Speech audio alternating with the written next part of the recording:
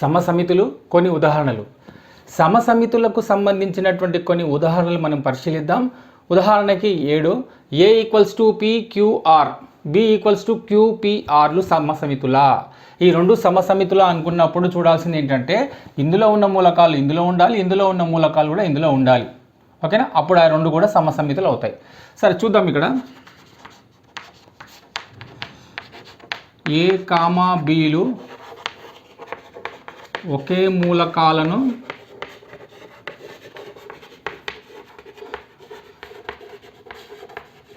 కలిగి ఉన్నాయి. A, Bలు, A మరియు B రెండు సమితులు కూడా ఒకే మూలకాలని అవి కలిగి ఉన్నాయి కదా. Next A is subset of B. ఏలో ఉన్న మూలకాలన్నీ Bలో ఉన్నాయి కాబట్టి A is subset of B. మరియు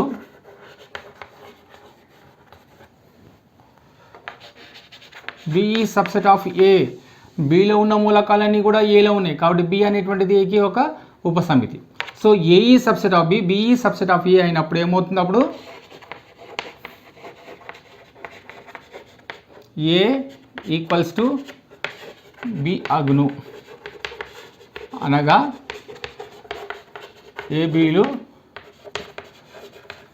సమసమితులు. ఓకేనా? రైట్. ఎప్పుడైతే ఈ రెండు సర్వసమానం అవుతున్నాయో ఆ రెండింటిని కూడా మనం సమసమితులు అంటాం. నెక్స్ట్ ఉదాహరణ 8 చూద్దాం. A = 1 2 3 మరియు n సహజ సంఖ్యా సమితి అయినా A మరియు nలు సమానం అవుతాయేమో సరి చూడండి. ఇక్కడ చూడండి 1 2 3 ఈ విధంగా 3 చుక్కలు ఇవ్వబడింది అంటే అర్థం ఏంటిది? ఇక్కడ ఆ అంకెలు కొనసాగుతూనే ఉంటాయి అంటే అనంతంగా ఉంటాయి. ఇది దేన్ని సూచిస్తుంది? ఒక సహజ సంఖ్యా సమితిని సూచిస్తుంది. మరియు n సహజ సంఖ్యా సమితి అని వాడు ఇవ్వడం కూడా జరిగింది. సో ఇక్కడ A, nలు రెండు కూడా సర్వసమానం కదా. సో ఇక్కడ రాద్దాం. A = 1 2 3 మరియు n = 1 2 3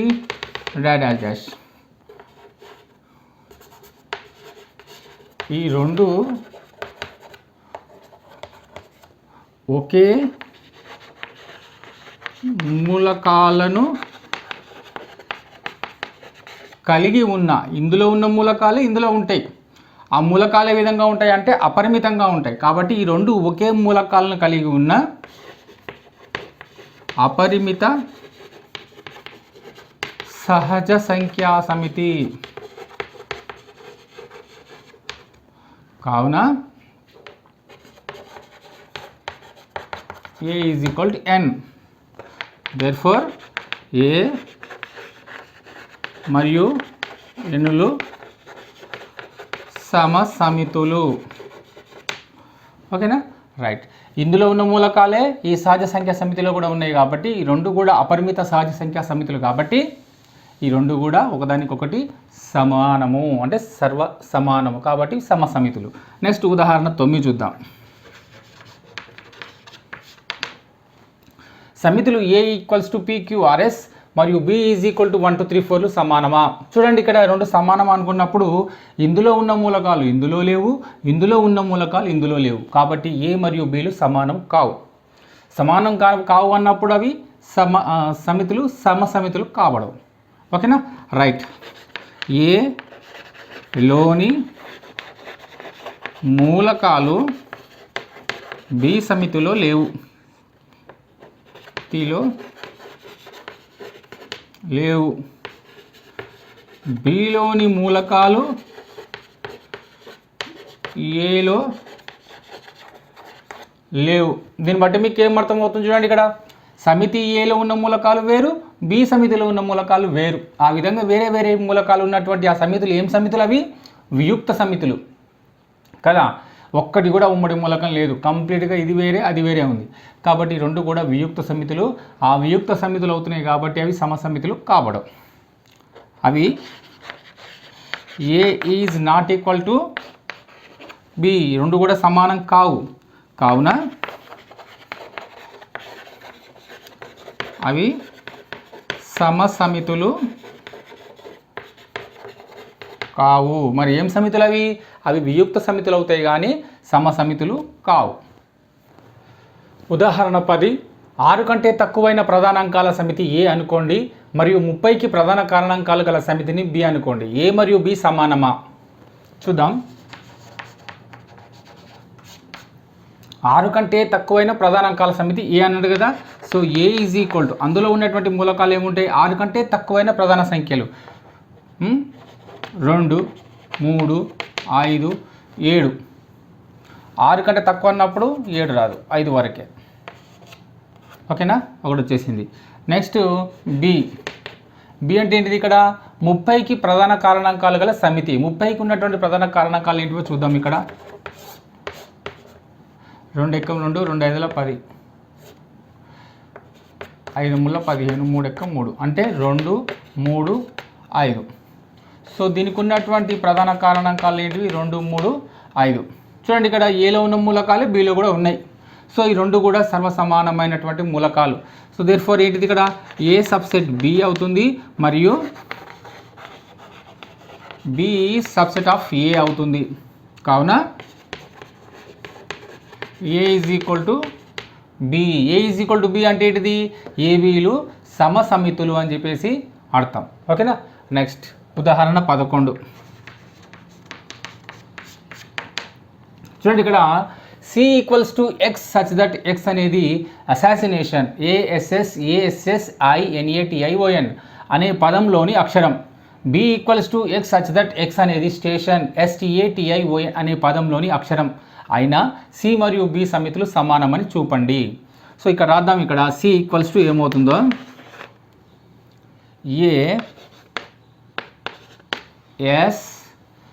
ఏ అనేది ఆల్రెడీ వచ్చింది కాబట్టి రాయాల్సిన అవసరం లేదు, ఒకటేసారి రాయాలి.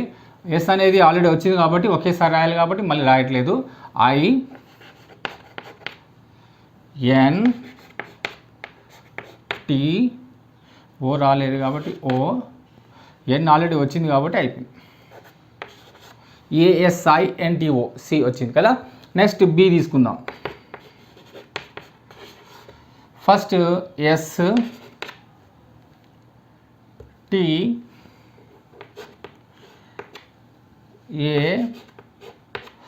ఆల్రెడీ వచ్చింది కాబట్టి నెక్స్ట్ I తీసుకుందాం, O తీసుకుందాం, N తీసుకుందాం. చూడండి, ఇక్కడ ఏకి ఏ వచ్చింది, ఎస్కి ఎస్ వచ్చింది, ఎన్కి ఎన్ వచ్చింది.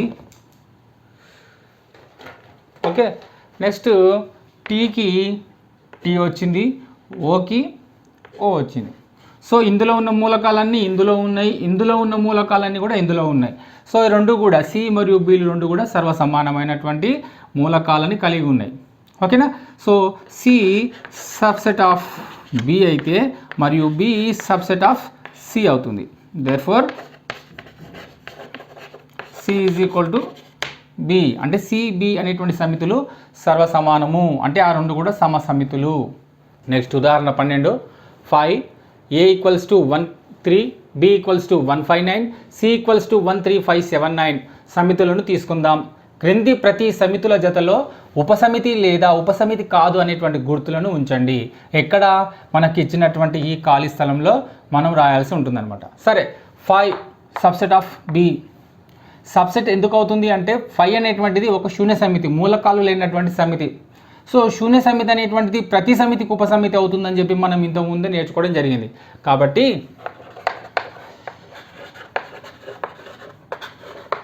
శూన్య సమితి ప్రతి సమితికి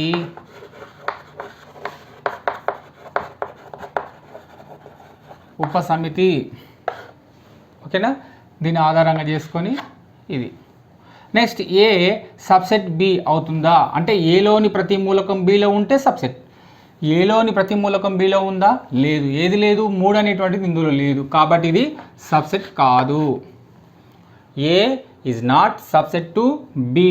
ఇక్కడ రాద్దాం, ఎందుకు కాదో రాద్దాం. 3 అనేటువంటి మూలకం ఇందులో లేదు కాబట్టి. సో 3 బిలాంగ్స్ టు ఏ. 3 అనేటువంటి మూలకం ఏకు చెందుతుంది కానీ does not belongs to be. ఓకేనా, అది. నెక్స్ట్ ఏ సబ్సెట్ సి అవుతుందా?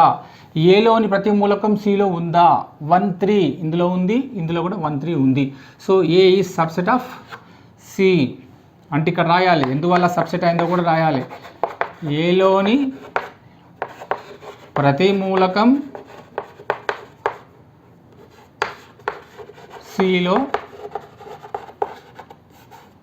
సిలో కలదు. ఏలో ఉన్నటువంటి ప్రతి మూలకం కూడా సిలో ఉంది కాబట్టి ఇది సబ్సెట్.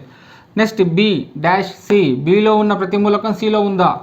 159 ఉంది. సో ఇక్కడ బి సబ్సెట్ ఆఫ్ సి కారణం కూడా రాయాలి. బిలో ఉన్న ప్రతి మూలకం ఎందులో ఉంది? సిలో ఉంది లేదా సిలో కలదు. అభ్యాసం 2.3 ఒకటవది, క్రింది వాటిలో సమసమితులు ఏవి?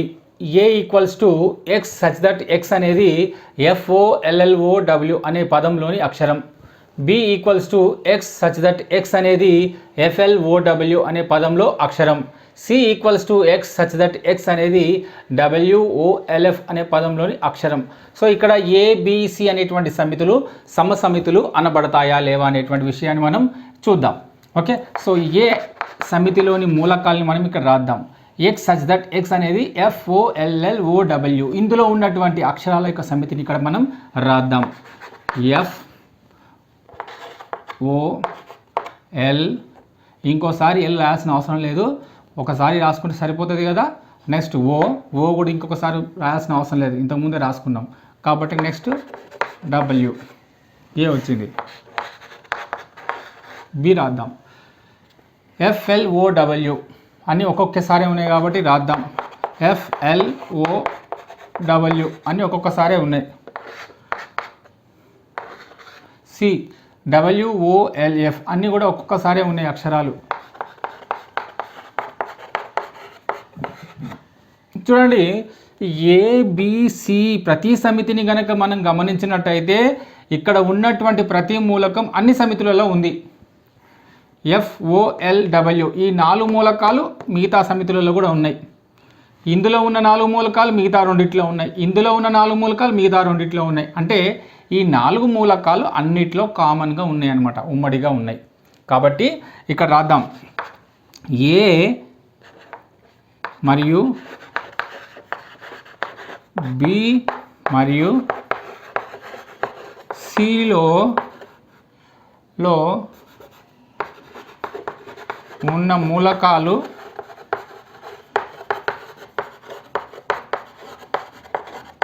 సర్వసమానం. ABC, ఏ మరియు బి మరియు సిలో ఉన్న మూలకాలన్నీ కూడా సర్వసమానం. కాబట్టి A equals to B equals to C అగును. ABC 3 కూడా సమానం అవుతున్నాయి. సమానం అవుతున్నాయి అంటే అక్కడ ఏ బి మరియు సిలు ఏం సమితులు అనబడుతున్నాయి? సమసమితులు అనబడును. ఓకేనా.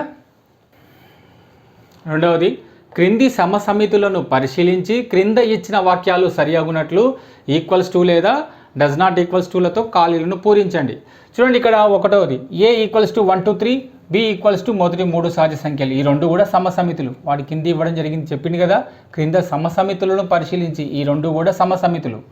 1 2 3 మొదటి 3 సహజ సంఖ్యలు 2 కూడా సమసమితులు. Okay.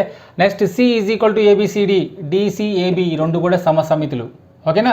Next E is equal to AEIOU, F is equal to ఆంగ్ల భాషలోని అచ్చులు ఈ 2 కూడా సమసమితులు. అందుకే వాడు ఇవ్వడం జరిగింది, క్రింది సమసమితులను పరిశీలించి, ఈ యొక్క సమసమితులను పరిశీలించి క్రింది ఖాళీలను పూరించండి అన్నాడు. సరే, పూరిద్దాం. ఏ డాష్ బి అంటే ఏలో ఉన్నటువంటి మూలకాలు బిలో ఉన్న మూలకాలని మనం పరిశీలించి ఇక్కడ ఈక్వల్స్ టు గుర్తుపెట్టాలా, డస్ నాట్ ఈక్వల్స్ టు గుర్తుపెట్టాలా అనేది మనం చేయాలి. సరే, ఏ చూద్దాం 1 2 3, బి చూద్దాం మొదటి 3 సహజ సంఖ్యలు. ఈ 2 కూడా సమసమితులే కదా. సమసమితులు అయినప్పుడు ఏ గుర్తు వస్తుంది? ఈ గుర్తు. అంటే ఇందులో ఉన్న మూలకాలు ఇందులో కూడా ఉంటాయి. నెక్స్ట్ ఏ డాష్ ఈ, ఏ మరియు ఈ రెండింటిని గమనిద్దాం. ఇది 1 2 3 మూలకాలు ఉన్నాయి, ఇందులో AEIOU మూలకాలు ఉన్నాయి. దీనికి సంబంధం లేని మూలకాలు ఉన్నాయి కాబట్టి does not equals to. Third one CD, C మరియు డి ఈ 2 సమసమితులు కాబట్టి ABCD, ఇది ABCD ఈ 2 ఒకే మూలకాలు కలిగి ఉన్నది కాబట్టి ఈ 2 సమసమితులు కాబట్టి మనకు ఈక్వల్స్ టు గుర్తుపెట్టుకోవాలి. నెక్స్ట్ వచ్చేసి డిఎఫ్. డి ఏది? ఇది డి, ఇది ఎఫ్. టీసీఏబి. ఎఫ్ అంటే ఆంగ్ల భాషలోని అచ్చులు. ఆంగ్ల భాషలోని అచ్చులు అంటే ఏముంటాయి? ఏఈఐఓయు. ఇందులో ఉన్న మూలకాలు ఇందులో ఉన్నాయా? లేవు. ఇది డిసిఏబి ఉంటే ఇందులో ఏఈఐఓయు ఉన్నాయి. రెండిట్లో ఒకే మూలకాలని సర్వసమానమైన మూలకాలు అన్నీ లేవు. కాబట్టి D is not equals to F. F dash A. F మరియు ఏ ఇది 1 to 3, ఇది ఏఈఐఓయు. ఏమాత్రం సంబంధం లేని మూలకాలు ఉన్నాయి కాబట్టి ఇది సర్వసమానం కాదు. డి డాష్ ఈ. డి మరియు ఈ ఇది డిసిఏబి, ఇది ఏఈఐఓయు. ఇందులో ఉన్న మూలకాలు ఇందులో లేవు, కేవలం ఏ మాత్రమే ఉంది. సో మనకు సమసమితులు ఇక్కడ ఇచ్చినటువంటి ఈక్వల్స్ టు గుర్తుపెట్టాలంటే ఇందులో ఉన్న ప్రతి మూలకం ఇందులో ఉండాలి, ఇందులో ఉన్న ప్రతి మూలకం ఇందులో ఉండాలి. కాబట్టి డిసిఏబి అనేటువంటి అన్ని మూలకాలు ఇందులో లేవు, ఏఈఐఓయు అనే అన్ని మూలకాలు కూడా ఇందులో లేవు. కాబట్టి ఈ రెండు కూడా సర్వసమానం కావు. Next F dash B. F మరియు బి ఇది మొదటి 3 సహజ సంఖ్యలు అంటే 1, 2, 3 ఉంటున్నాయి. ఇదేమో ఆంగ్ల భాషలోని అచ్చులు అంటే ఏఈఐఓయు, సంబంధం లేని మూలకాలే ఉన్నాయి. ఇవి అంకెల, ఇవేమో ఏఈఐఓయు అక్షరాలు, ఆంగ్ల అక్షరాలు. ఈ రెండు సంబంధం లేని మూలకాలే ఉన్నాయి కాబట్టి ఇది కూడా డస్ నాట్ ఈక్వల్స్ టు. మూడవది, క్రింద ఇచ్చిన ప్రతి సమితిలో ఏ ఈక్వల్స్ టు బి అవుతుందో లేదో తెలపండి. ఇక్కడ ఏ అనేటువంటి ఒక సమితి, బి అనేటువంటి ఒక సమితి ఇవ్వడం జరిగింది. ఈ రెండు కూడా సమసమితులా కాదా అనేటువంటి విషయాన్ని వాడు అడుగుతున్నాడు. ఇందులో ఉన్న మూలకాలు ఇందులో ఉన్న మూలకాలు సమానంగా ఉన్నాయా అనేటువంటి విషయాన్ని మనం చూడాల్సి ఉంటుంది. ఏబిసిడి రెండు సమానమైన మూలకాలు కలిగి ఉన్నాయి కాబట్టి ఆ రెండు సమసమితులు. సో ఆన్సర్ రాద్దాం. ఏ ఈక్వల్స్ టు బి. ఎందువల్ల అంటే ఏబిలో ఒకే రకమైన మూలకాలన్నది కలిగి ఉన్నాయి కాబట్టి. ఓకేనా? ఇది ఒకటోది అయిపోయింది. రెండో చూద్దాం.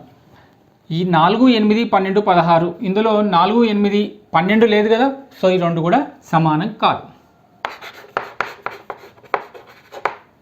ఎందువల్ల చూడండి ఒకసారి. 4కు 4 ఉంది, 8కి 8 ఉంది, 12 ఇందులో ఉంది కానీ ఇందులో లేదు, 16 ఇక్కడ ఉంది, ఇక్కడ ఉంది. ఓకే, 18 ఇందులో ఉంది కానీ ఇందులో లేదు. సో 12 అనే మూలకం బికు చెందదు మరియు 18 అనే మూలకం ఏకు చెందట్లేదు. కాబట్టి ఇందులో ఉన్న ప్రతి మూలకం ఇందులో ఉండట్లేదు, ఇందులో ఉన్న ప్రతి మూలకం ఇందులో లేదు. కాబట్టి ఏ, బి రెండు కూడా సమానం కాదు. నెక్స్ట్ మూడవది, 2, 4, 6, 8, 10 ఎక్స్ సచ్ దట్ ఎక్స్ ఒక ధన సరి సంఖ్య. ఎక్స్ అనేటువంటిది 10కి సమానం అవుతుంది మరియు 10 కన్నా తక్కువగా ఉంటుంది. అంటే 1 నుంచి మొదలుకుంటే 10 వరకు చూడండి. అందులో ధన సరి సంఖ్యలు మాత్రమే తీసుకోవాలి. ధన సరి సంఖ్యలు అంటే చూడండి ఇక్కడ ఏమొస్తున్నాయో 2, 4, 6, 8, 10. ఇక్కడ చూడండి, ఇక్కడ లెస్ దెన్ కింద ఇచ్చిన గీత ఉంది కదా, దీన్ని less than or equal to అంటాం. Less than or equals to. So x అనేటువంటి వీళ్ళ 10కి సమానం అవుతుంది మరియు 10 కన్నా తక్కువగాను ఉంటుంది అనమాట. అది ధనసరి సంఖ్య ఉంటుంది. ధనసరి సంఖ్య అంటే 2, 4, 6, 8, 10. 2, 4, 6, 8, 10 రెండు సమానమే కాబట్టి మూడవది A equals to B. Last fourth one, A equals to x such that x 10 యొక్క గుణిజాలు. 10 యొక్క గుణిజాలు అంటే 10 ఎక్కం రాద్దాం. 10 ఎక్కం 10, 10 2 20, 10 3 30, 14 40, 15 50, 16 60 ఈ విధంగా వస్తూ ఉంటుంది. ఇక్కడ బి ఏమిచ్చిండు? 10, 15, 20, 25, 30 ఈ రెండు ఒకే రకమైన మూలకాలను కలిగి ఉన్నాయా? లేవు. ఇది 10, 15, 20, 25, 30 ఈ విధంగా ఉందన్నమాట. సో ఇందులో ఉన్న ప్రతి మూలకం ఇందులో లేదు, ఇందులో ఉన్న ప్రతి మూలకం అందులో లేదు. కాబట్టి A does not equals to B. నాలుగోది, క్రింది వాక్యాలకు తగు కారణాలు పేర్కొనండి. 1, 2, 3 నుంచి 10 వరకు is not equals to x such that x belongs to N మరియు 1 less than x less than 10. సరే చూద్దాం. ఒకటోది, ఇందులో మొదటి సమితిలోని మూలకాలు ఏంటివంటే 1 నుంచి 10 వరకు అంకెలు ఇవ్వడం జరిగింది. ఓకేనా? రెండో దాంట్లో X belongs to N. X అనేటువంటిది ఒక సహజ సంఖ్యా సమితికి చెందినటువంటిది మరియు ఆ ఎక్స్ విలువ ఎక్కడి నుంచి ఎక్కడి వరకు ఉంది అంటే చూడండి 1, 10 ఒకటి కన్నా ఎక్కువ అంటే 2 నుంచి తీసుకోవాలి, 1 తీసుకోకూడదు. 2 నుంచి 3, 4, 5, 6, 7, 8, 9, 10. ఇది 10 కన్నా తక్కువ అంటే 10 తీసుకోకూడదు, 9 వరకు. దీని అర్థం ఏంటిదంటే 1 తీసుకోకుండా 1 కన్నా ఎక్కువ తీసుకోవాలి. ఇది 10 తీసుకోకుండా 10 కన్నా తక్కువ తీసుకోవాలన్నమాట. ఓకేనా? ఈ విధంగా ఉంటేనేమో 1 కూడా లెక్కలోకి వస్తుంది. ఇది లేదు కదా, కాబట్టి 1 తీసుకోకుండా 1 తర్వాత తీసుకోవాలన్నమాట. ఓకేనా? Okay, right. ఇప్పుడు 2 నుంచి 9 వరకు ఎక్స్ విలువలు ఎంత? 2 నుంచి 9 వరకు. ఇక్కడ ఎక్స్ విలువలు ఎక్కడ నుంచి ఉన్నాయి? 1 నుంచి 10 వరకు ఉన్నాయి. అంటే ఇందులో లేనటువంటి మూలకాలు ఏంటివి? 1 లేదు, 10 లేదు. ఎందులో? రెండో సమితిలో. అదే ఇక్కడ రాద్దాం. రెండవ సమితిలో 1 మరియు 10 అనే మూలకాలు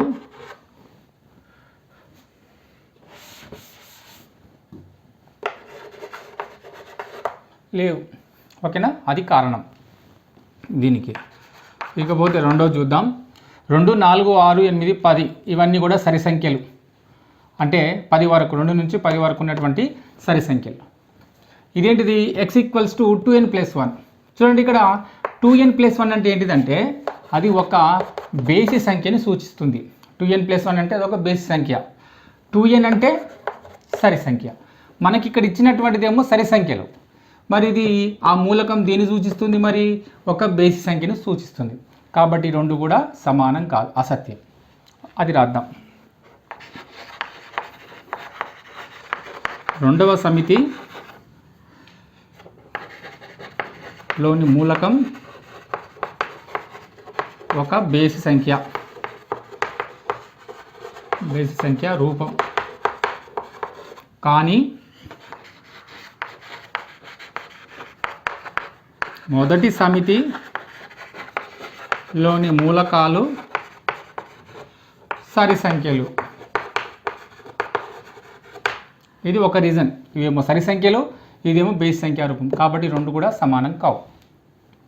ఇంకో రీజన్ కూడా చెప్పుకోవచ్చు. ఏంటంటే ఇవి పరిమితంగా ఉన్నాయి. 2, 4, 6, 8, 10 అనేటువంటి మూలకాలతో ఇది పరిమితంగా ఉన్నటువంటి ఒక మూలకాల సమితి. కానీ ఇది x బిలాంగ్స్ టు n అన్నాడు. అంటే ఇది ఒక సహజ సంఖ్యా సమితికి చెందినటువంటి బేసి సంఖ్యల యొక్క సమూహం. కాబట్టి బేసి సంఖ్యలు అనంతంగా ఉంటాయి కాబట్టి సహజ సంఖ్యలు.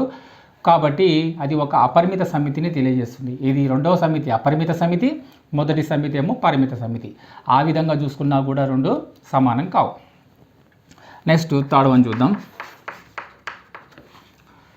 5, 15, 30, 45 x such that x 15 యొక్క గుణిజం. ఓకేనా?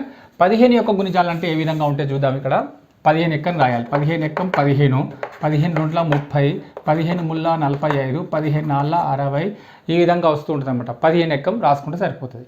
మరి ఇక్కడ 5, 15, 30, 45 అవునా? సో ఇక్కడ ఇది ఒక పరిమిత సమితి. ఎంతవరకు ఇచ్చిండు? ఇక్కడ 45 వరకే ఇచ్చిండు. కానీ ఇక్కడ ఏమన్నాడు? 15 యొక్క గుణిజం. 15 యొక్క గుణిజం అంటే అది ఒక అపరిమిత సమితి. ఇంతతో ఆగిపోదు అది. 15 4 60, 15 5 75, 15 4 90, 15 105, 15 8 120, 15 9 135, 15 10 150 ఈ విధంగా కొనసాగుతూనే ఉంటుందన్నమాట. కాబట్టి ఇది ఒక అపరిమిత సమితి, ఇదేమో పరిమిత సమితి. సరే, ఇది ఒక రీజన్. రెండో రీజన్ ఏంటిదంటే ఇది 15 యొక్క గుణిజం కాదు. 5 అనేటువంటిది 15 యొక్క గుణిజం కాదు. అంటే 15 ఎక్కల్లో 5 పోతుందా? పోదు కదా. సో 15 అనేటువంటిది ఈ 5 అనేటువంటిది 15 యొక్క గుణిజం కాదు. కాబట్టి ఆ విధంగా చూసుకున్నా కూడా 2 సమానం కావు. అది రాద్దాం.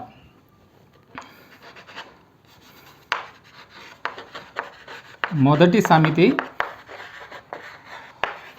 ఒక పరిమిత సమితి, కానీ రెండవది అపరిమిత సమితి. అదొక రీజన్. అంతేకాకుండా 5 మొదటి సమితిలోని మూలకం 5 అనేది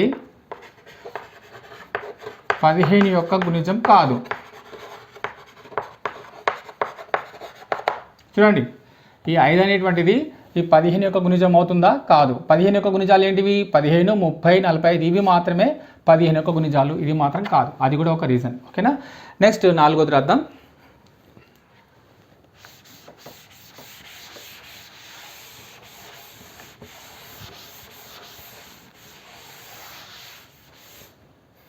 నాలుగోది ఏంటంటే 2, 3, 5, 7, 9 ఎక్స్ సచ్ దట్ ఒక ప్రధాన సంఖ్య. ఇవన్నీ ప్రధాన సంఖ్యలా కావు. ఇది ఒక బేసి సంఖ్య కానీ ప్రధాన సంఖ్య కాదు. ఇవి మాత్రమే ప్రధాన సంఖ్యలు. ఇది ప్రధాన సంఖ్య కాదు. ఈ ప్రధాన సంఖ్యలు అన్నీ కూడా అపరిమితంగా ఉంటాయి కానీ ఇవి పరిమితంగా ఇచ్చినటువంటి మూలకాలు. అదే ఇక్కడ రాద్దాం. మొదటి సమితి ఒక పరిమిత సమితి కానీ రెండవ సమితి ఎలాంటి సమితి? అది అపరిమిత సమితి. ఇంకో రీజన్ కూడా చెప్పొచ్చు. 9 అనేటువంటిది అంటే ఈ సమితిలో 9 అనేటువంటిది ప్రధాన సంఖ్య కాదు. మొదటి సమితిలోని మూలకం 9 ప్రధాన సంఖ్య కాదు. ఓకేనా? ఇది కూడా మనం ఇంకో కారణం కూడా రాయొచ్చు. కాబట్టి ఇచ్చినటువంటి వాక్యాలు సమానము కాదు అని చెప్పి ఇవ్వడం జరిగింది కదా. మరి ఎందుకు సమానం కాదనేటువంటి కారణాలు మనం ఇప్పుడు రాయడం జరిగింది. 5వది క్రింది సమితులకు గల ఉపసమితులన్నింటి జాబితా రాయండి. ఇక్కడ చూసుకున్నట్టయితే 1వది B = PQ. B అనేటువంటి సమితిలో ఉన్నటువంటి మూలకాలు ఏవి? P మరియు Q. సో ఇక్కడ మూలకాల సంఖ్యని మనం తీసుకొని దీనికి ఎన్ని ఉపసమితులు మనం రాయగలము అనేటువంటి విషయాన్ని ఇక్కడ తెలుసుకుందాం. ఇక్కడ 2n. 2n అంటే ఏంటిది? ఒక సమితిలో ఉన్న మూలకాల యొక్క సంఖ్యను తీసుకొని ఇక్కడ n అది మూలకాల సంఖ్య తీసుకొని దానికి రాయగలిగినటువంటి ఉపసమితుల సంఖ్య ఎంతనో మనం చెప్పవచ్చు. ఫర్ ఎగ్జాంపుల్ ఇక్కడ మూలకాలు ఎన్ని ఉన్నాయి? ఇక్కడ 2 ఉన్నాయి. సో 2 ఎంత? 4. అంటే ఈ సమితికి మనం రాయగలిగినటువంటి గరిష్టంగా రాయగలిగినటువంటి ఉపసమితుల సంఖ్య ఎంత? 4. ఒకటేనా? ఇది మొదటి పాయింట్. రెండో పాయింట్ ఏం గుర్తుపెట్టుకోవాలంటే ప్రతి సమితికి శూన్య సమితి అనేటువంటిది ఒక ఉపసమితి అవుతుంది. సో ప్రతి సమితికి శూన్య సమితి అనేది ఒక ఉపసమితి అవుతుంది. అది ఇంకొక పాయింట్. ఇంకొక మూడో పాయింట్ ఏం గుర్తుపెట్టుకోవాలంటే ప్రతి సమితికి తనకు తానే ఒక ఉపసమితి కూడా అవుతుంది. అది మూడో పాయింట్. ఈ 3 విషయాలు గుర్తుపెట్టుకొని వీటికి ఉపసమితులను మనం రాయాల్సి ఉంటుంది. ఒకటో చేద్దాం. బికి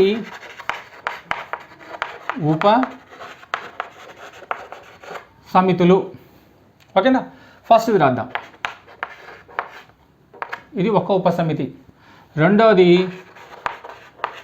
P Q. ప్రతి మూలకం కూడా ఈ యొక్క సమితికి ఉపసమితి. సో ఇది ఒక ఉపసమితి, ఇది ఒక ఉపసమితి, రెండు కలిపి ఒక ఉపసమితి.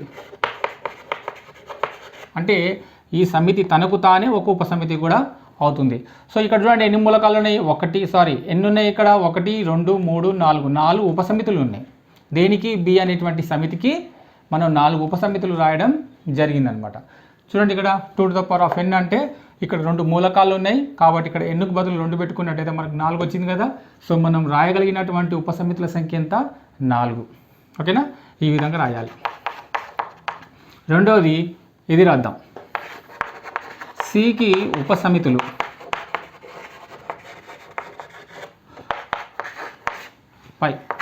ఇది ప్రతిదానికి కామన్. శూన్య సమితి ప్రతిదానికి ఉపసమితి కదా. నెక్స్ట్ ఒక్కొక్క దానికి మనం సమితిగా రాద్దాం. ఉపసమితి అన్నమాట. ఇదొకటి, ఇదొక ఉపసమితి, ఇదొక ఉపసమితి. 1, 2, 3 రాయడం జరిగింది ఉపసమితులుగా. ఆ తర్వాత ఈ రెండింటినీ కలిపి రాద్దాం. తర్వాత ఈ రెండింటినీ కలిపి రాద్దాం.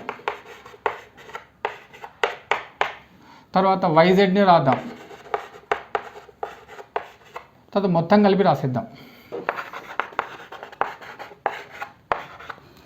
మొత్తం లెక్కెడదాం ఎన్ని ఉంటాయో.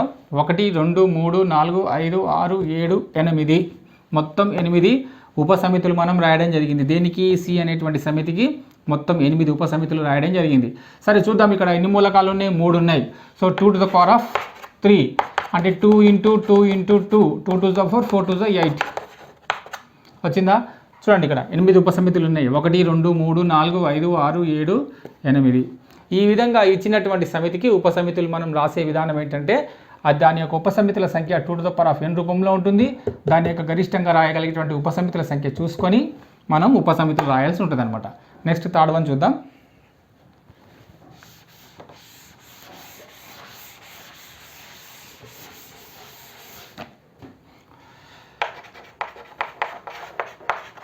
డికి ఉపసమితులు ఫస్ట్ది కామన్గా అన్నిటికీ పై. నెక్స్ట్ ఒక్కొక్క దానికి మనం రాద్దాం. ఏ, బి, సి మరియు డి వచ్చిందా? ఒక్కొక్క దానికి రాసుకుందాం. తర్వాత ఫస్ట్ ఈ రెండింటికి ఏబి, ఏసి, ఏడి. ఏబి, ఏసి, ఏడి అయిపోయిందా? ఏతో అయిపోయింది.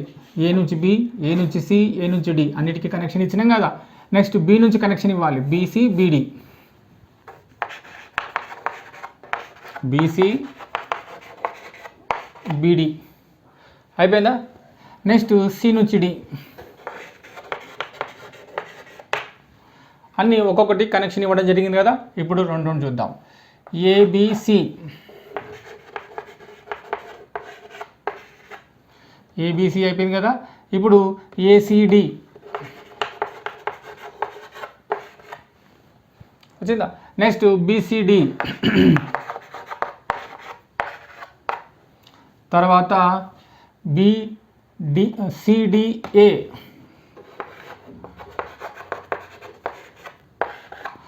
చూద్దాం. తర్వాత ఏబిసిడి ఎన్ని మూలకాలైనా చూద్దాం. ఇక్కడ 2⁻4 కదా, 4 ఉన్నాయి కాబట్టి 2⁻4 అంటే 16 అవుతాయి. 2 × 2 × 2 × 2 2 to the 4 4 to the 8 8 to the 16. ఇంకేమైనా చూద్దాం ఒకసారి. 1 2 3 4 5 6 7 8 9 10 11 12 13 14 15 16 వచ్చినాయి ఆ మూలకాలు. 1 2 3 4 5 6 7 8 9 10 11 12 13 14 15 16 మొత్తం 16 మూలకాలు మనం 16 ఉపసమితులు మనం రాయడం జరిగిందనమాట. నెక్స్ట్ అదేవిధంగా ఈ తర్వాత ఎఫ్ కూడా చేద్దాం.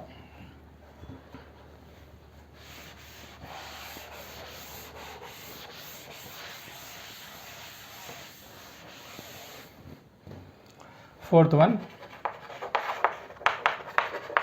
ఈకి ఉపసమితులు. దీని కూడా 4 ఉన్నాయి కాబట్టి మూలకాలు మొత్తం ఎంత? 2⁻4 అంటే 16 ఉపసమితులు మనం రాయాల్సి ఉంటుంది. చూద్దాం. ఇక్కడ 5 ఒక ఉపసమితి. 1 4 ప్రతి మూలకాన్ని ఒక ఉపసమితిగా రాసుకోవాలన్నమాట. తర్వాత 16 రాసుకున్నాం కదా. ప్రతి మూలకాన్ని కూడా ఒక ఉపసమితిగా రాసుకోవాలి. ఆ తర్వాత 1 to 4 కనెక్షన్ ఇవ్వాలి, 1 to 9 కనెక్షన్ ఇవ్వాలి, 1 to 16 కనెక్షన్ ఇవ్వాలి. 1 4 1 9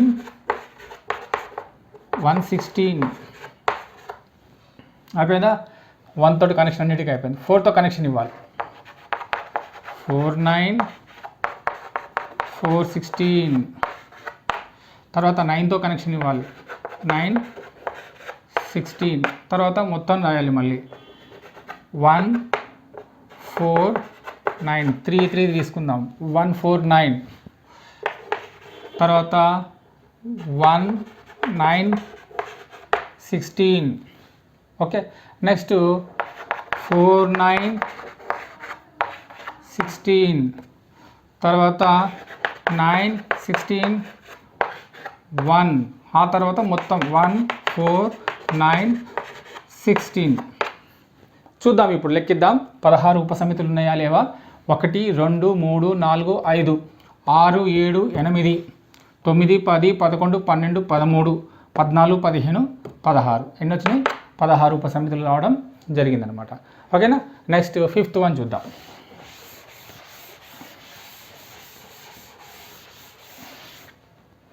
ఫిఫ్త్ వన్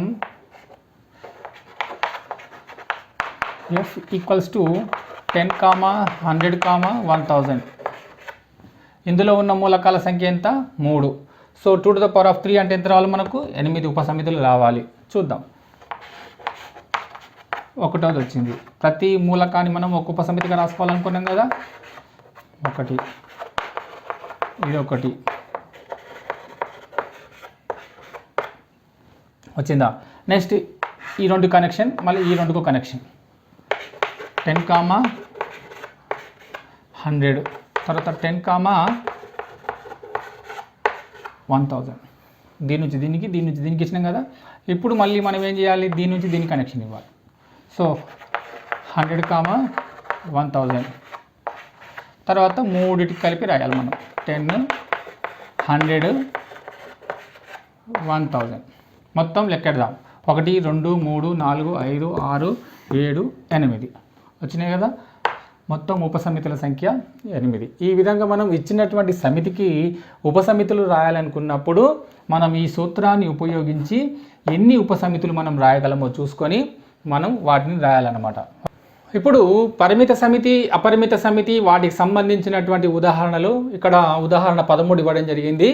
ఇందులో క్రింది సమితులలో ఏవి పరిమిత సమితిలో లేక ఏవి అపరిమిత సమితిలో పేర్కొనండి. ఇక్కడ 1 నుంచి 4, 5 వరకు లెక్కలు ఇవ్వడం జరిగింది. అందులో x such that x belongs to n మరియు x - 1 of x - 2 equals to 0. చూడండి, ఇక్కడ ఇచ్చినటువంటిది x అనేటువంటి మూలకం ఏదైతే ఉందో అది ఒక సహజ సంఖ్యా సమితికి చెందింది. n అంటే సహజ సంఖ్య కదా. x అనే మూలకము సహజ సంఖ్యా సమితికి చెందింది. మరి ఆ x విలువని ఇక్కడ ఏది పెట్టినట్టయితే మనకు విలువ 0 వస్తుంది. ఇక్కడ 1 పెట్టినామనుకోండి, 1 - 1 0.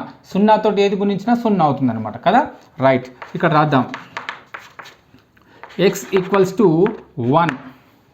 1 పెట్టినట్టయితే 1 - 1 0. 0 తోటి ఏది గుణించినా దాని విలువ 0. So x is equal to 1 అయిపోయింది. నెక్స్ట్ ఇది చూద్దాం.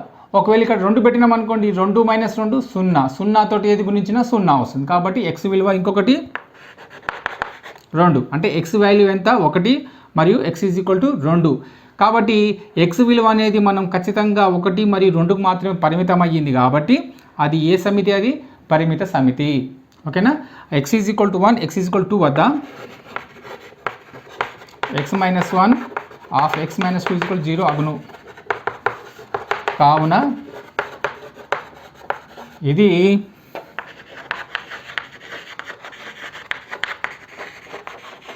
పరిమిత సమితి. ఓకేనా. నెక్స్ట్ ఇప్పుడు x such that x belongs to n. x అనేటువంటిది కూడా ఒక పైన చెప్పినట్టుగానే ఒక సహజ సంఖ్యా సమితికి చెందింది. మరియు x² = 4 అంటున్నాడు. x² = 4. సరే చూద్దాం. ఇప్పుడు రెండోది చూద్దాం. x అనేది ఇక్కడ సహజ సంఖ్య కాబట్టి 1 పెట్టి చూద్దాం. 1² అంటే ఎంత? 1. మరి 4 ఎప్పుడు వస్తుంది? 2 పెట్టి చూద్దాం. 2² అంటే 4 వచ్చిందా. 1 + 2 తీసుకుంటే 4 వస్తుంది, -2 తీసుకున్నా కూడా 4 వస్తుంది. అంటే ఏ సందర్భంలో 4 వచ్చే అవకాశం ఉందంటే x విలువ +or-2 అయినప్పుడు మాత్రమే. అంటే x విలువ +2 లేదా x విలువ -2 అయ్యే సందర్భంలో మాత్రమే 4 వచ్చే అవకాశం ఉంది.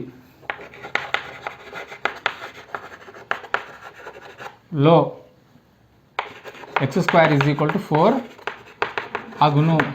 కావున మూలకాలు ఏముంటాయి చెప్పండి? ఇలా -2 +2 అనేటువంటి ఆ సమితిలో మూలకాలు -2 +2 అనేటువంటి మూలకాలు మాత్రమే ఈ సమితిలో ఉంటాయి. కాబట్టి ఇది పరిమితంగానే ఉన్నాయి కాబట్టి -2 +2 పరిమితమైన మూలకాలతో ఉన్నటువంటి సమితి కాబట్టి ఇది ఒక పరిమిత సమితి. ఇది ఒక పరిమిత సమితి. ఈ రెండోది కూడా పరిమిత సమితి. నెక్స్ట్ మూడో చూద్దాం.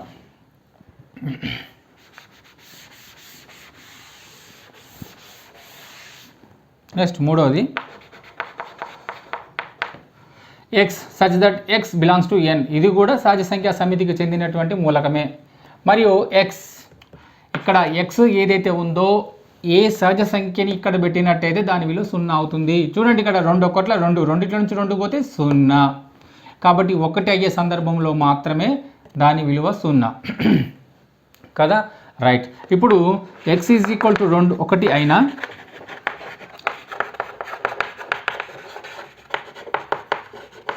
అవునా, 2 1 2 plus 2 minus 2 that equals to 0 కదా. ఎప్పుడు x ఈజ్ ఈక్వల్ టు 1 పెట్టినప్పుడు. కాబట్టి ఆ సమితిలో మూలకాలు ఏముంటాయి, 1 అనే మూలకం ఉంటుందన్నమాట. ఇది పరిమితమైన సమితి. కాబట్టి ఇది పరిమిత సమితి. పరిమితమైన మూలకాలు ఉన్నాయి కాబట్టి పరిమిత సమితి. నెక్స్ట్ ఇప్పుడు మనం 4వ చూద్దాం. x such that x belongs to n మరియు x ఒక ప్రధాన సంఖ్య. 4వ చూద్దాం. x అనేటువంటిది ఒక ప్రధాన సంఖ్య మరియు x ప్రధాన సంఖ్య. ఒక సాధ్య సంఖ్యలో ప్రధాన సంఖ్యలు. చూడండి, ఇక్కడ సాధ్య సంఖ్యలు తీసుకున్నట్టయితే 1 నుంచి అనంతమైనటువంటి సంఖ్యలు కలిగి ఉంటాయి సాధ్య సంఖ్యలు. అందులో ప్రధాన సంఖ్యలు కూడా అనంతంగా ఉంటాయి కదా.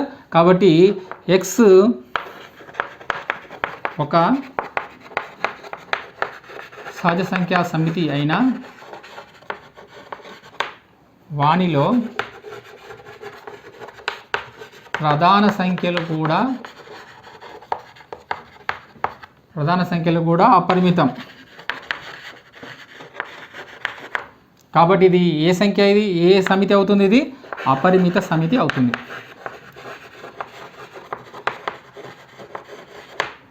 ఓకేనా.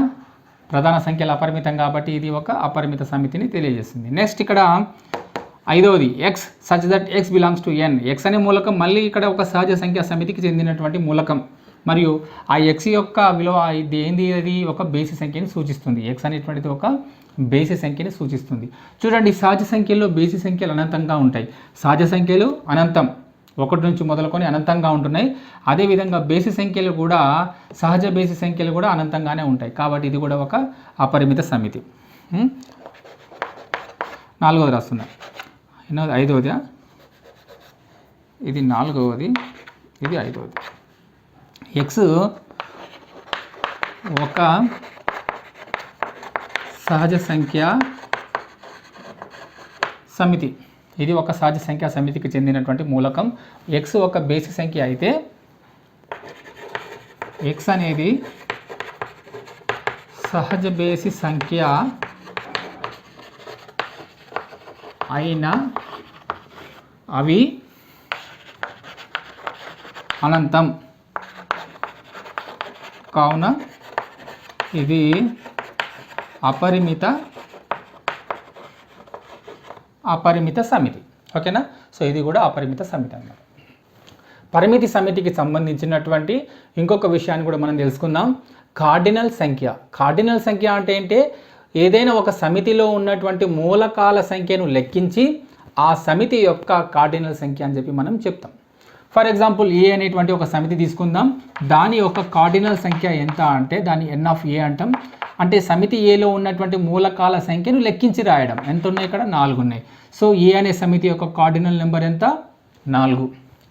బి తీసుకుందాం. అదేవిధంగా బి అనేటువంటి సమితి యొక్క కార్డినల్ నెంబర్ ఎంత, కార్డినల్ సంఖ్య 1 2 3 4 5 మూలకాలు ఉన్నాయి కాబట్టి 5. అంటే ఏదైనా ఒక సమితిలో ఉన్నటువంటి మూలకాల సంఖ్య ఆ సమితి యొక్క కార్డినల్ సంఖ్యని తెలియజేస్తుంది. ఆ విషయాన్ని మనం గుర్తుపెట్టుకోవాలి. నెక్స్ట్ ఇంకా ఇంపార్టెంట్ పాయింట్ ఒక విషయం నేను చెప్తా, గమనించండి. ఫస్ట్ ఏంటిదంటే కార్డినల్ సంఖ్య ఒక పూర్ణాంకంను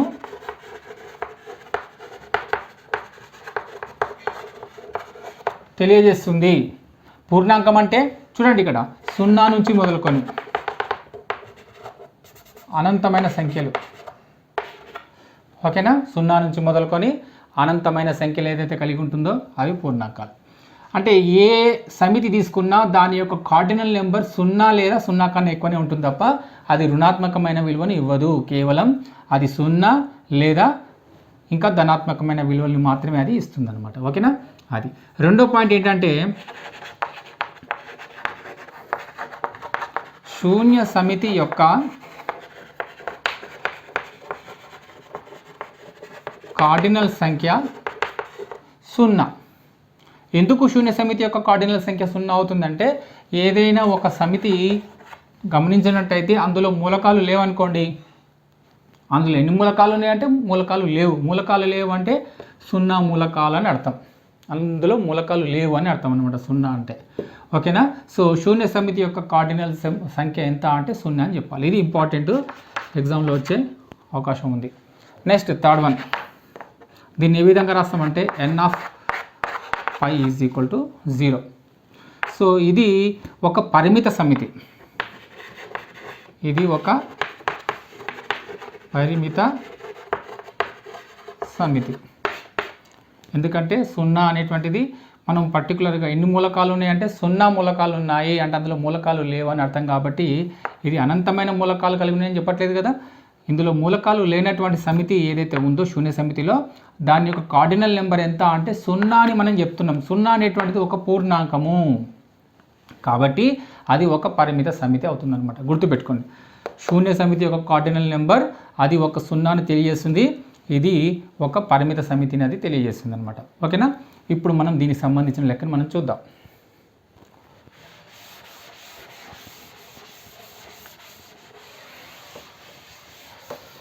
ఇక్కడ n(a) ఇచ్చిండు, n(b) ఇచ్చింది కదా.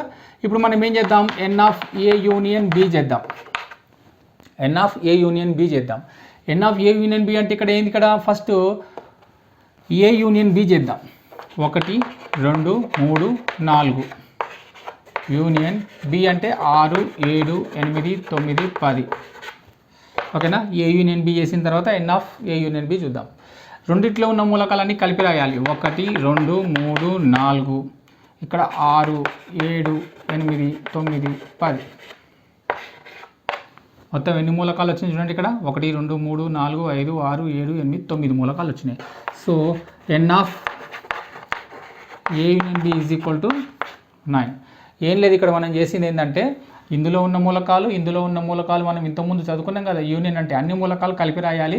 ఉమ్మడి మూలకాలు ఏవైనా ఉంటే కనుక వాటిని ఒకేసారి మనం రాసుకోవాలన్నమాట. అది a యూనియన్ b. ఆ విధంగా రాసుకున్న తర్వాత ఇందులో ఉన్న మూలకాలన్నీ లెక్కించి రాయడమే కార్డినల్ సంఖ్య.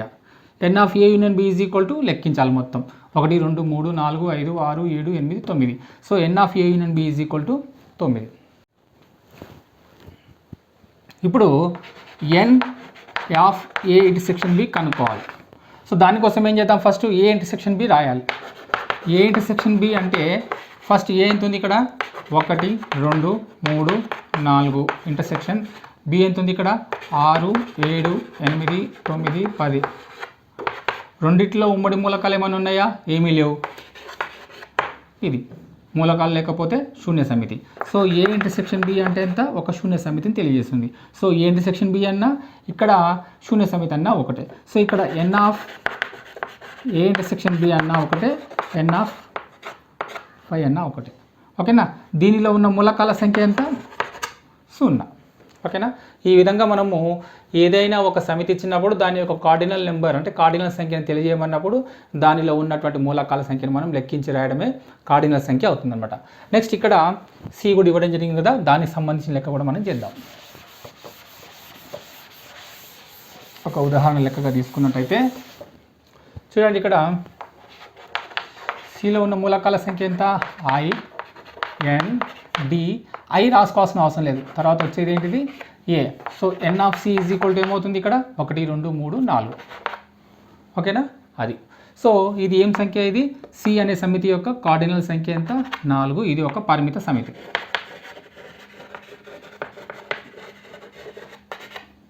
ఓకేనా? ఇది ఇవి చేయండి. ఇందులో క్రింది వాణిలో శూన్య సమితులు ఏవి, నీ సమాధానాన్ని సమర్థించండి. ఇందులో ఒకటోది 2 మరియు 3ల మధ్యనున్న పూర్ణ సంఖ్యల సమితి. చూడండి, ఇక్కడ పూర్ణ సంఖ్యల సమితి ఏ విధంగా ఉంటుందో 0 1 2 3 4 5 6 ఇన్ఫినిటీ, -1 -2 -3 -4 ఇన్ఫినిటీ. సో ఇవన్నీ కూడా పూర్ణ సంఖ్యల సమితిని తెలియజేస్తుంది. ఇక్కడ అనంతం, అటు అనంతం, ధనాత్మకమైన సంఖ్యలు, రుణాత్మకమైన సంఖ్యలు, 0 కూడా ఉంటుందన్నమాట. సో ఇక్కడ 2 మరియు 3ల మధ్య ఇవన్నీ పూర్ణ సంఖ్యలు. వీటి మధ్య ఇంకొక అంకె ఉందా? లేదు. లేకుంటే ఏమంటాం వాటిని మనం శూన్య సమితి అంటాం. కాబట్టి ఒకటోది శూన్య సమితి. 2 3ల మధ్య ఇంకో అంకె లేదు కాబట్టి అది శూన్య సమితి.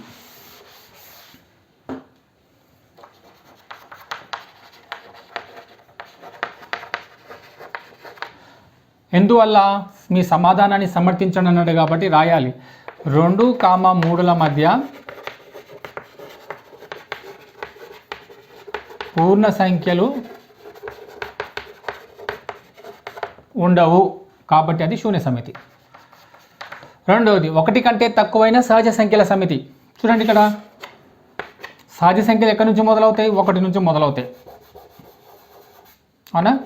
1, 2, 3, 4, 5 డాష్ ఇన్ఫినిటీ 1 నుంచి మొదలవుతున్నాయి కాబట్టి ఇది అన్నిటికంటే చిన్నది. గరిష్టము మనం చెప్పలేం కాబట్టి చూడండి ఇక్కడ 1 కంటే తక్కువైన, దీనికన్నా తక్కువైన సంఖ్య ఉంటుందా? తక్కువైన సంఖ్య అయితే సహజ సంఖ్యల్లో ఉండదు కాబట్టి ఇది కూడా ఒక శూన్య సమితిని తెలియజేస్తుంది. ఓకేనా. ఎందుకంటే 1 కంటే తక్కువగా గల సంఖ్యలు సహజ సంఖ్యలు అనబడవు.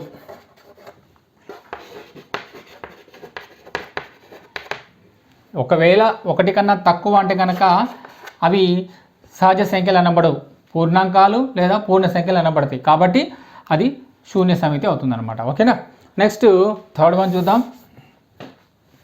2 చే భాగించినప్పుడు శేషం 0 వచ్చే బేసి సంఖ్యా సమితి. ఏదైనా ఒక సంఖ్యని 2 చేత భాగించినప్పుడు శేషం 0 వస్తే దాన్ని ఏమంటాం? నిశ్శేషంగా భాగించినట్టయితే. నిశ్శేషంగా భాగించినట్టయితే వచ్చేది సరి సంఖ్య అవుతుంది కానీ బేసి సంఖ్య కాదు. ఫర్ ఎగ్జాంపుల్ ఇక్కడ 6 అనే సంఖ్య తీసుకుందాం. 2 చేత భాగిద్దాం. 2 ముళ్ళ 6. శేషం ఎంత వచ్చింది? 0 వచ్చింది. శేషము కనుక 0 వచ్చినట్టయితే ఇది తప్పకుండా సరి సంఖ్య అవుతుంది 2తో భాగించినప్పుడు.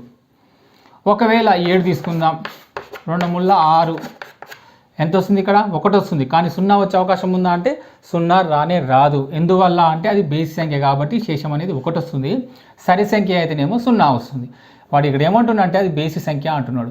బేసి సంఖ్య అంటే శేషం 0 వచ్చే అవకాశం లేదు కాబట్టి ఇది ఒక శూన్య సమితిని తెలియజేస్తుంది.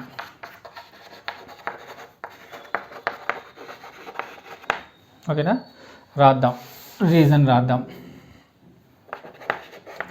2 చే నిశ్శేషంగా భాగించబడే సంఖ్యలు కేవలం సరి సంఖ్యలు. కేవలం సరి సంఖ్యలు మాత్రమే 2 చేత నిశ్శేషంగా భాగించబడతాయి. క్రింది సమితులలో ఏవి పరిమిత సమితిలో, ఏవి అపరిమిత సమితిలో తెలపండి. నీ సమాధానానికి తగిన కారణాలు ఇవ్వండి. ఒకటోది a = x such that x belongs to n.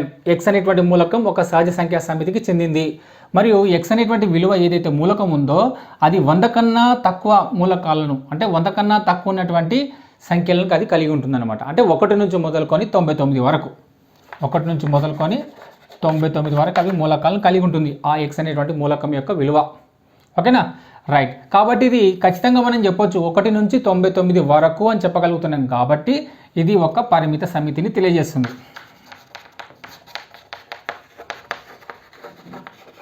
పరిమిత సమితి ఎందుకంటే x విలువ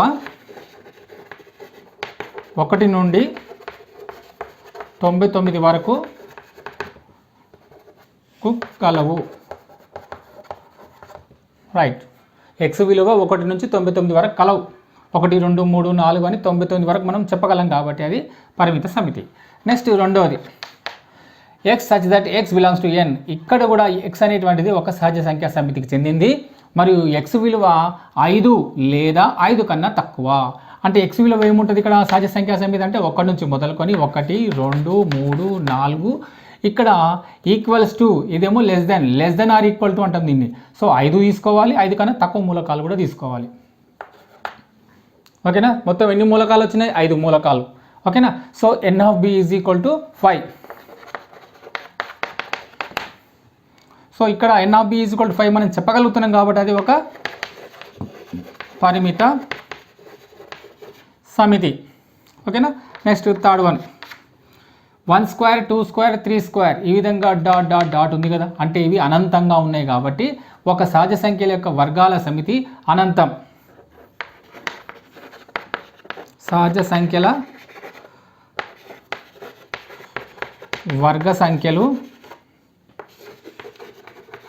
అనంతం. కాబట్టి అది అపరిమిత సమితి. ఓకేనా. నెక్స్ట్ నాలుగవది 1 2 3 4. సో ఇక్కడ n of d is equal to ఎంత? 4. కేవలం 4 మూలకాలు ఉన్నాయి కాబట్టి n of d is equal to 4 అని చెప్పగలుగుతున్నాం. కార్డినల్ సంఖ్యని మనం ఒక పూర్ణాంకాలను తెలియజేస్తున్నాం కాబట్టి అది ఒక పరిమిత సమితిని తెలియజేస్తుంది. పరిమిత సమితి. లాస్ట్ 5వ చూద్దాం. ఎక్స్ సచ్ దట్ ఎక్స్ వారంలో ఒక రోజు. అంటే ఇక్కడ ఆది, సోమ, మంగళ, బుధ, గురు, శుక్ర, శని.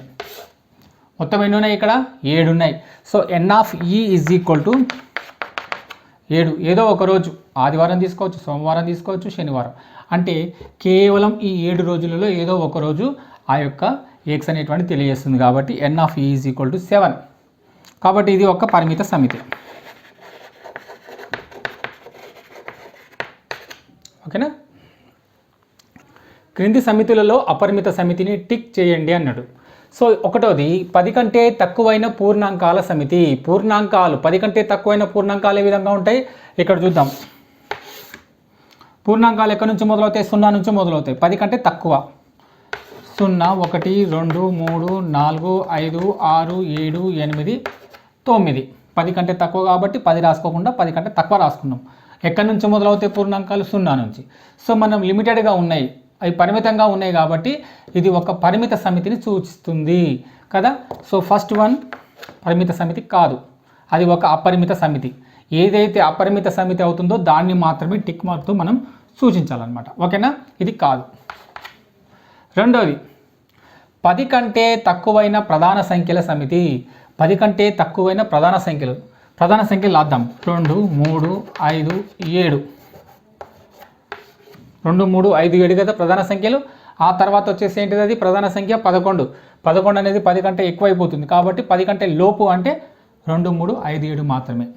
సో ఇవి పరిమితంగా ఉన్నాయి. 2 3 5 7 4 మూలకాలు ఉన్నాయి కాబట్టి అది ఒక పరిమిత సమితిని తెలియజేస్తుంది. అది అపరిమిత సమితి కాదు. నెక్స్ట్ 10 కంటే తక్కువైన పూర్ణ సంఖ్యల సమితి. పూర్ణ సంఖ్యలు అనగానే మనకి ఇక్కడ 10 కంటే తక్కువ చాలా ఉంటాయి.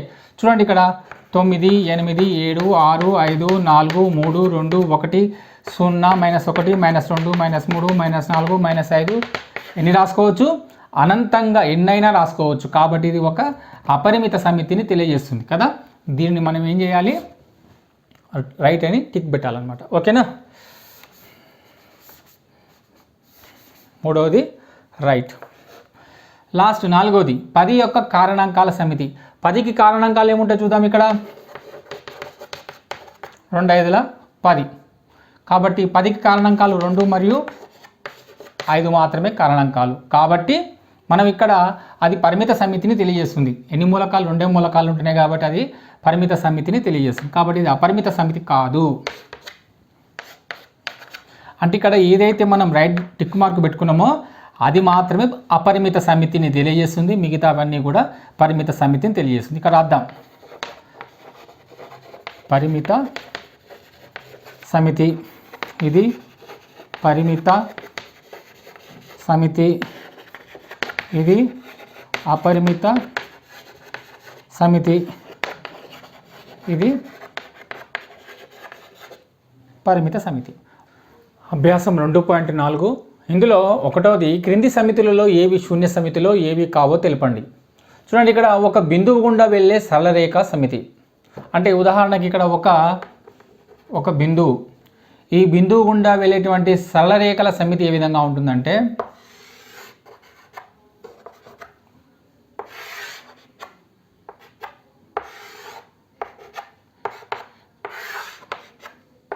ఈ విధంగా ఎన్నైనా సరే మనం సరళరేఖలు గీయొచ్చు, అపరిమితంగా గీయొచ్చు. కాబట్టి ఒక బిందువు గుండా వెళ్ళే సరళరేఖల సమితి అపరిమితం. కాబట్టి ఇది శూన్య సమితి కాదు. అది ఇక్కడ రాద్దాం. ఒక బిందువు గుండా వెళ్ళే సరళరేఖల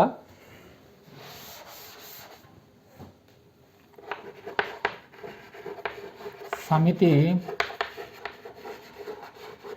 అపరిమితం కావున శూన్య సమితి కాదు, కాబట్టి ఇది శూన్య సమితి కాదనమాట. నెక్స్ట్ రెండవది, 2 చే భాగించబడే బేసి సహజ సంఖ్యల సమితి. ఏదైనా ఒక సంఖ్య 2 చేత భాగించబడితే కనుక, నిశేషంగా భాగించబడితే అది సరి సంఖ్య అవుతుంది కానీ బేసి సంఖ్య కాదు కదా. చూడండి, ఇక్కడ ఏదైనా ఒక సంఖ్య 2 చే భాగించబడే బేసి సహజ సంఖ్యలు, 2 చే భాగించబడితే వచ్చేటివి బేసి సహజ సంఖ్యలా కాదు, సరి సంఖ్యలు. కాబట్టి ఇట్లాంటి సంఖ్యలు ఉండవు, కాబట్టి ఇది శూన్య సమితిని తెలియజేస్తుంది. ఓకే, 2 చే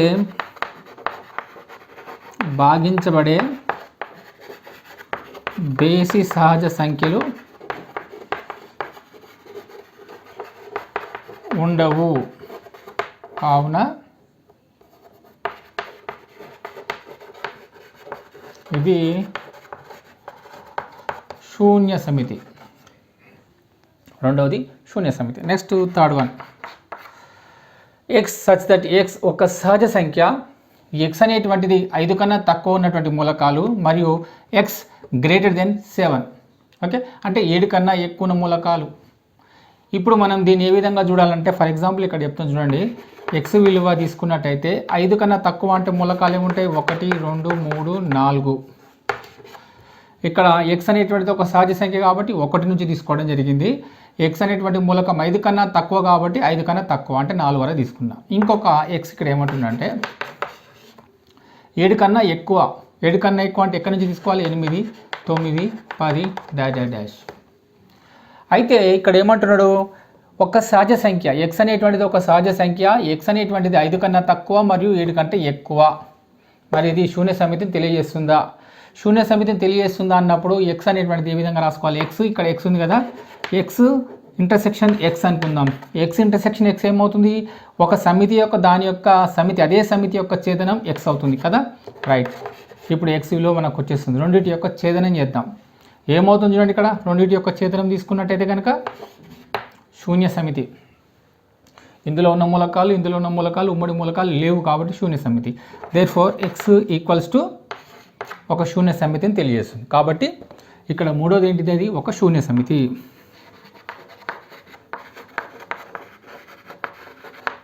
ఓకేనా, రైట్, ఇది ఎగ్జాంపుల్ అనమాట. నెక్స్ట్ ఫోర్త్ వన్ చూద్దాం. ఎక్స్ సచ్ దట్ ఎక్స్ ఏవైనా 2 సమాంతర రేఖలు ఉమ్మడి బిందువు. చూడండి, ఇక్కడ ఏవైనా 2 సమాంతర రేఖలు తీసుకున్నట్టయితే వాటికి అసలు ఉమ్మడి బిందువు ఉంటుందా, ఉండదు. ఖండన రేఖలకు ఉమ్మడి బిందువు ఉంటుంది, కానీ 2 సమాంతర రేఖల్ని ఎటువైపు పొడిగించినా కూడా అవి ఉమ్మడి బిందువుని ఇవ్వవు. కాబట్టి దీనికి ఉమ్మడి బిందువు లేదు కాబట్టి అది శూన్య సమితిని తెలియజేస్తుంది. నాలుగోది శూన్య సమితి.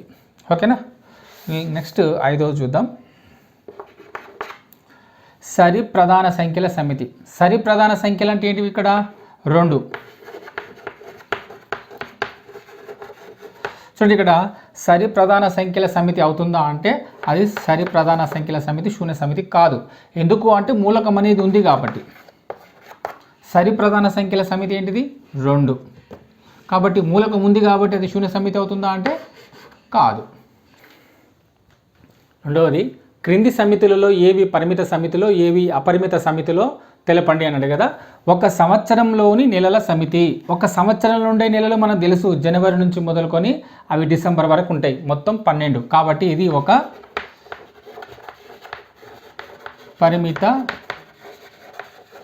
సమితి.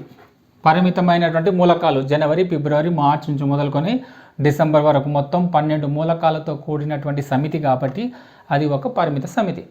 నెక్స్ట్ రెండవది, 1 నుంచి మొదలుకొని 100. ఇక్కడ 1 నుంచి మొదలుకొని 100ని ఖచ్చితంగా ఇవ్వడం జరిగింది కాబట్టి ఇందులో ఉన్న మూలకాల్ని మనం ఖచ్చితంగా చెప్పవచ్చు. 1, 2, 3, 4 అని చెప్పేసి 100 వరకు మనం చెప్పవచ్చు. కాబట్టి ఇది పరిమితంగా ఉన్నటువంటి మూలకాల సమితి. కాబట్టి రెండోది కూడా ఒక పరిమిత సమితిని తెలియజేస్తుంది. మూడోది చూద్దాం. 99 కంటే తక్కువగా గల ప్రధాన సంఖ్యల సమితి. ఇక్కడ ప్రధాన సంఖ్యలు ఎంతవరకు తీసుకుంటున్నాం, 1 నుంచి మొదలుకొని 99 కంటే తక్కువ. సో ఇది పరిమితం. ఒకవేళ 99 కంటే ఎక్కువగా గల ప్రధాన సంఖ్యల సమితి అంటే కనుక మనం నిర్వచింపే వాళ్ళం కాదు. ఎందుకంటే ప్రధాన సంఖ్యలు అనేటువంటివి అనంతంగా ఉంటున్నాయి.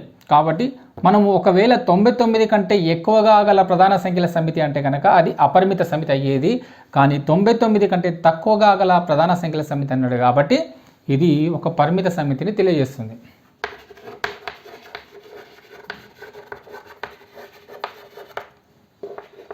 నాలుగోది చూద్దాం. ఆంగ్ల భాషలోని అక్షరాల సమితి. ఆంగ్ల భాషలో ఉన్నటువంటి అక్షరాల సమితి ఏముంటుంది? ఏ నుంచి మొదలుకొని ABCD ఈ విధంగా మొదలుకొని Z వరకు ఉంటాయి. మొత్తం ఎన్ని అక్షరాలు ఉంటాయి? 26 అక్షరాలే ఉంటాయి. కాబట్టి వీటిని మనం ఖచ్చితంగా చెప్పవచ్చు. ABCD అని చెప్పి Z వరకు ఉన్న మూలకాలన్నీ కూడా మనం ఖచ్చితంగా చెప్పవచ్చు. కాబట్టి ఇది ఒక పరిమిత సమితిని తెలియజేస్తుంది.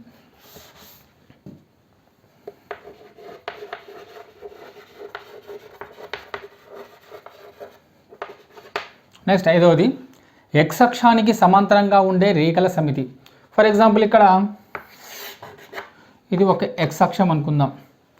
దీనికి సమాంతరంగా గీయగలిగేటువంటి రేఖల సమితి 1 2 3 4 ఈ విధంగా X అక్షానికి సమాంతరంగా గీయగలిగినటువంటి సరళరేఖల సమితి అనంతంగా ఉంటాయి కాబట్టి మనం లెక్కించలేము. కాబట్టి అది ఒక అపరిమిత సమితి. ఓకేనా. నెక్స్ట్ 6th వన్ చూద్దాం. 5 గుణిజాల సమితి. 5 యొక్క గుణిజాల సమితి అంటే ఏంటిది? ఇక్కడ 5 10 15 20 25 అండ్ సో ఆన్. అంటే 5 ఎక్కం చదవాలి. 5 ఎక్కం 5 5 2 10 5 3 15 5 4 20 5 5 25 5 6 30 ఈ విధంగా అది కంటిన్యూ అవుతూనే ఉంటుందన్నమాట. కాబట్టి 5 యొక్క గుణిజాల సమితి అనేటువంటిది అంతమయ్యేటువంటి గుణిజాలు కావు. అవి అపరిమితంగా ఉంటున్నాయి కాబట్టి మనం దాన్ని ఒక అపరిమిత సమితిగా రాయొచ్చు.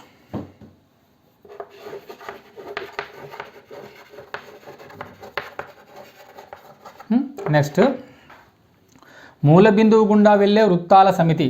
ఫర్ ఎగ్జాంపుల్ ఇక్కడ ఒక మూల బిందువు తీసుకున్నట్టయితే ఈ మూల బిందువును ఆధారంగా తీసుకొని మనం వృత్తాలు గీయొచ్చు. ఇదొక వృత్తం, ఇదొక వృత్తం, ఇదే మూల బిందువుని తీసుకొని ఇంకొక వృత్తం. ఈ విధంగా మనం ఎన్ని వృత్తాలు గీయొచ్చు అంటే అనంతమైన వృత్తాన్ని మనం గీయొచ్చు. ఒకటే మూల బిందువు కానీ వృత్తాలు మాత్రం ఎన్నైనా మనం గీయొచ్చు. కాబట్టి ఇది ఒక అపరిమిత సమితిని తెలియజేస్తుంది. కాబట్టి 7వది కూడా అపరిమిత సమితి. ఉదాహరణ 14 A = 1 2 3 4 5 B = 2 4 6 8 అయినా N of A union B కనుగొనండి. సో ముందుగా మనం A యూనియన్ B చేద్దాం. 1 2 3 4 5 కదా. 1 2 3 4 5 యూనియన్కి యూనియన్. B అంటే ఏముంది? 2 4 6 8. ఉమ్మడి మూలకాలు ఏమున్నాయి ఇక్కడ? 2 4. వీటిని ఒక్కసారి రాసుకొని మిగతా అన్ని మూలకాలు కూడా రాసేయాలి. 1 2 3 4 5. ఇక్కడ ఆల్రెడీ ఒకసారి రాయడం జరిగింది కాబట్టి రెండోసారి రాయాల్సిన అవసరం లేదు. అంటే ఒక్కసారి రాస్తే సరిపోతుంది. నెక్స్ట్ మిగిలింది 6 8. ఇది A యూనియన్ B. కానీ మనం రాయాల్సింది ఏంటిది? N of A union B. A union B యొక్క కార్డినల్ సంఖ్యని మనం రాయాలి. కార్డినల్ సంఖ్య అంటే ఏంటిది? A యూనియన్ Bలో ఉన్నటువంటి మూలకాల సంఖ్య 1 2 3 4 5 6 7. ఓకేనా. ఇప్పుడు ఒకసారి గమనించండి. N ఆఫ్ Aలో మొత్తం మూలకాలు ఎన్ని ఉండే? 1 2 3 4 5 ఉండే. N ఆఫ్ Bలో ఎన్ని ఉన్నాయి? 1 2 3 4 ఉన్నాయి. కానీ N ఆఫ్ A యూనియన్ Bకి వచ్చేసరికి 7 వచ్చింది. అంటే ఎందుకు తక్కువ వచ్చింది? 2 కూడితే మనకు 9 రావాలి కదా. మరి 7 ఎందుకు వచ్చిందంటే మిగతా 2 మూలకాలు ఏవైతే ఉన్నాయో అవి ఏ మూలకాలు? అవి ఉమ్మడి మూలకాలు. అది గుర్తుపెట్టుకోండి.